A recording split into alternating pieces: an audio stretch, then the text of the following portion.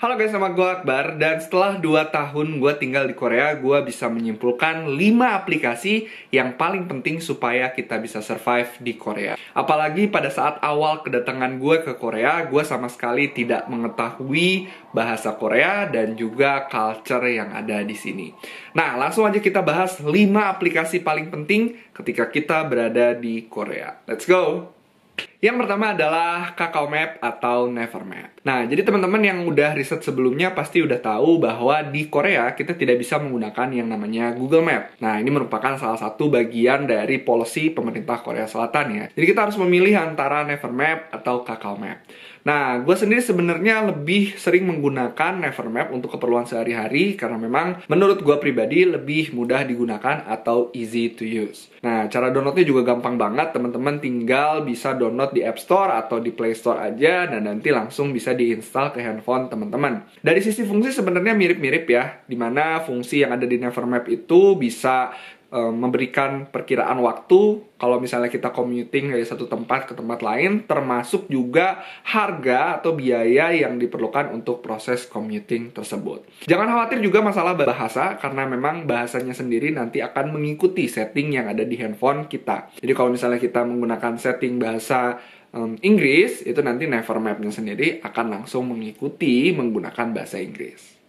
Berikutnya, yang kedua adalah Papago atau Google Translate. Nah, gue bahas yang Google Translate dulu. Jadi meskipun Google Maps tidak bisa digunakan di Korea, tapi aplikasi Google Translate itu tetap bisa digunakan di Korea. Jadi teman-teman bisa milih nih antara Papago atau Google Translate. Nah, kalau gue sendiri sebenarnya lebih prefer menggunakan yang namanya Papago, karena lagi-lagi menurut gue Papago itu lebih user-friendly. Ini orang-orang di Korea ini, ya, terutama yang tidak bisa berbahasa Inggris, sebenarnya udah biasa menggunakan aplikasi Papago atau juga Google Translate. Jadi tergantung preferensi teman-teman semua. Teman-teman mau menggunakan Papago yang seperti gue lebih suka Papago, atau misalnya Google Translate. Google Translate, istri gue lebih menggunakan Google Translate, terutama karena mungkin lebih gampang dipakai kalau misalnya translate dokumen-dokumen panjang. Nah, Papago dan Google Translate ini bisa teman-teman gunakan waktu awal-awal kedatangan, misalnya untuk pesan makanan, atau misalnya untuk nanyain jalan, atau untuk keperluan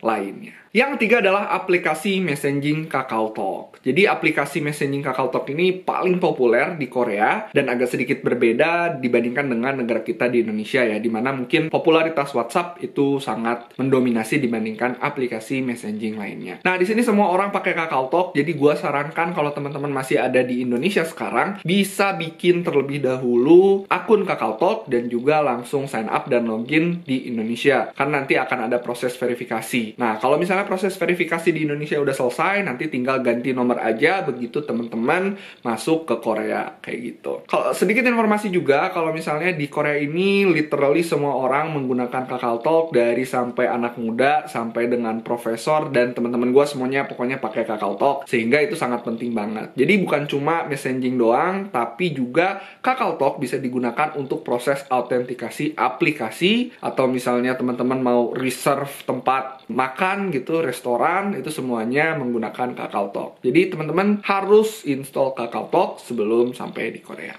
Yang keempat adalah aplikasi Never. Jadi Never sendiri memang punya 2 aplikasi yang terpisah, antara Nevermap dan juga aplikasi Never. Nah, apa fungsinya aplikasi Never ini? Fungsinya adalah untuk memudahkan proses reservasi, terutama kalau misalnya teman-teman belum begitu lancar menggunakan bahasa Korea. Jadi bisa berbagai reservasi, dari mulai reservasi tempat makan, restoran, sampai ke dokter-dokter. Nah, saran gue sebenarnya sebelum teman-teman melakukan registrasi untuk aplikasi Never ini, teman-teman harus punya identitas yang benar-benar udah jelas, seperti misalnya nomor telepon, bank, atau ERC. Karena untuk proses registrasi ke aplikasi Never ini dan kemudian nantinya digunakan pada saat proses booking, itu memang harus menggunakan identifikasi identitas yang jelas.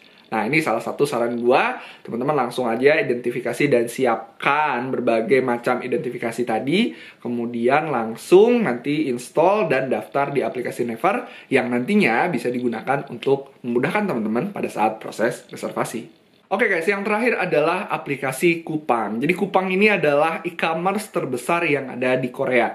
Kalau misalnya di Indonesia itu mirip seperti Tokopedia, Blibli, Shopee, dan teman-teman e-commerce lainnya. Nah, teman-teman bisa melakukan registrasi di aplikasi Coupang ini kalau misalnya teman-teman sudah memiliki resident card yang terdaftar di Korea Selatan. Jadi nanti tinggal registrasi aja, isi beberapa data, dan nanti teman-teman langsung bisa berbelanja secara online. Dan banyak banget barang yang dijual di Coupang ini, dari mulai sepatu, baju, sampai ke makanan-makanan. Nah, gue biasanya itu beli berbagai barang yang memang fresh ya, jadi kayak misalnya sayur-sayuran, susu, dan berbagai bahan makanan lainnya. Dari sisi harga pun sebenarnya sangat kompetitif, jadi bisa hemat waktu, kemudian hemat uang juga, dan banyak promo-promo menarik di Coupang. Gue sarankan teman-teman juga join ke salah satu programnya Coupang yang namanya Wow Member ya, dimana nanti dari Wow Member ini sebenarnya kita bayar biaya bulanan, tapi kita mendapatkan berbagai benefit dari mulai rocket delivery, jadi delivery secara cepat gitu ya,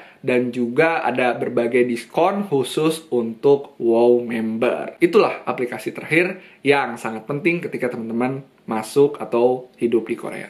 Oke guys, segitu dulu video gua tentang 5 aplikasi paling penting supaya teman-teman bisa bertahan hidup di Korea. Gue berharap video ini bermanfaat khususnya buat teman-teman yang berencana atau akan berangkat ke Korea, karena memang dulu gue agak susah mendapatkan berbagai informasi ini. Segitu dulu video gue, jangan lupa untuk like, komen, dan subscribe untuk tetap mengembangkan channel ini. See you later!